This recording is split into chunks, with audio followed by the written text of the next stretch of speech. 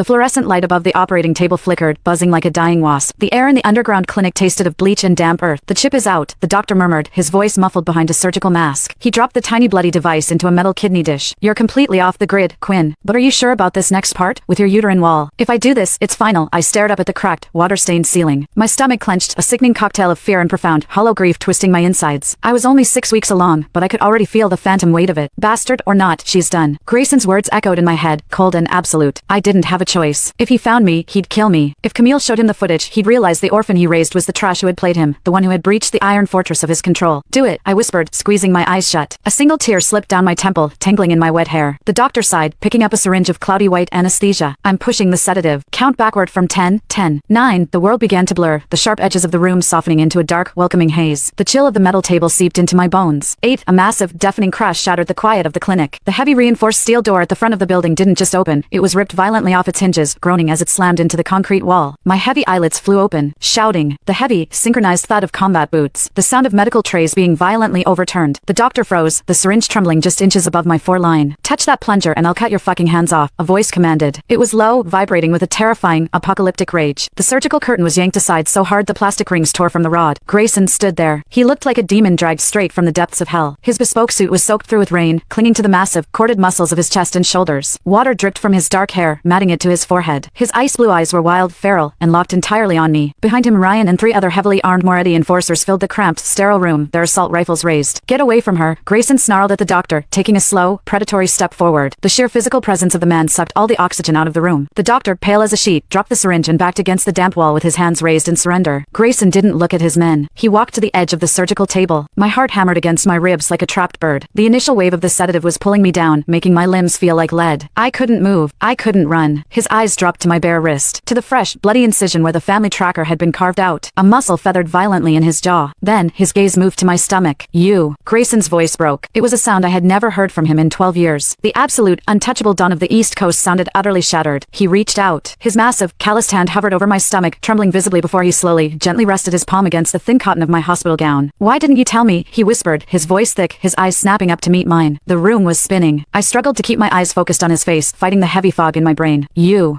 said." I slurred, a broken sob escaping my throat. "You said, burn her to ash. Scatter what's left." Grayson flinched as if I had physically shot him. The color drained completely from his face, leaving him ashen. "Quinn," he breathed, sinking to his knees right there on the dirty linoleum floor, bringing his face level with mine. He grabbed my cold, clammy hand and pressed it desperately against his cheek. "Quinn, I didn't know. Christ, I didn't know it was you." If I had known, he choked on the words, his eyes squeezing shut. A drop of rainwater, or perhaps a tear, fell from his lashes and landed on the back of my hand. "Camille," I mumbled, the darkness pulling me under, the panic